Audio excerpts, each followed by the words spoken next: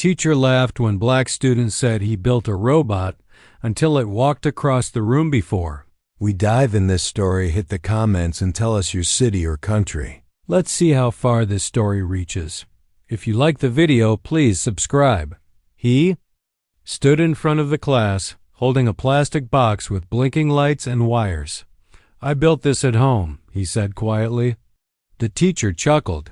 "You built a robot?" The room burst into laughter. They didn't know about the nights he stayed up while his mom worked 2 jobs. They didn't know what was inside that box. But they were about to, because when he flipped the switch and it began to move on its own, everything changed. This wasn't just about science.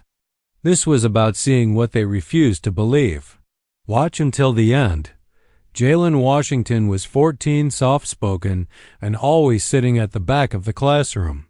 At Jefferson Middle School, most teachers barely noticed him, but what they didn't know was that Jaylen had a brain wired for creation. While other kids played games, he spent nights learning circuits and code on a cracked second-hand tablet. His mother, a nurse, worked late shifts. Money was tight. But one day, Jaylen found an old toaster, broken toy cars, and a discarded RC kit, and started building. The science fair was approaching, and Jaylen worked in secret. He skipped parties and missed sleep. And by the time the fair arrived, he walked into class with a lumpy box that beeped quietly in his arms. When it was his turn to present, the teacher raised an eyebrow. "What do you have for us, Jaylen?" He took a breath. "I built a walking robot." The laughter came fast, and it hurt. The teacher stifled a laugh. "You built a robot? Yourself?" Snickers echoed from classmates. Jaylen looked down.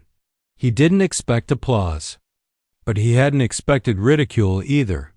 This should be good. Someone whispered. Jaylen reached into his backpack and pulled out a remote control wrapped in tape with wires exposed. He placed the box gently on the floor. At first, nothing happened. The teacher crossed his arms. "Maybe next time, Jaylen. Let's move on to." Then it moved. The crowd gasped.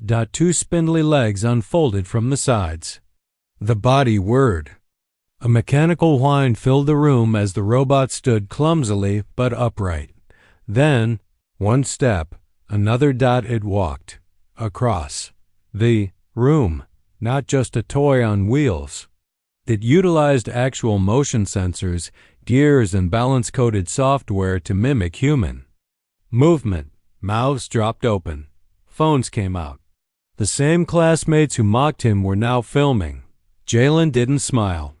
He just stood there, watching his creation walk straight toward the teacher. The teacher stepped back. Stunned. Jaylen pressed another button. The robot waved. A silence hung in the air, thicker than ever before. Not a single joke left. And just like that, the room realized what Jaylen had known all along. Brilliance needs no permission to exist.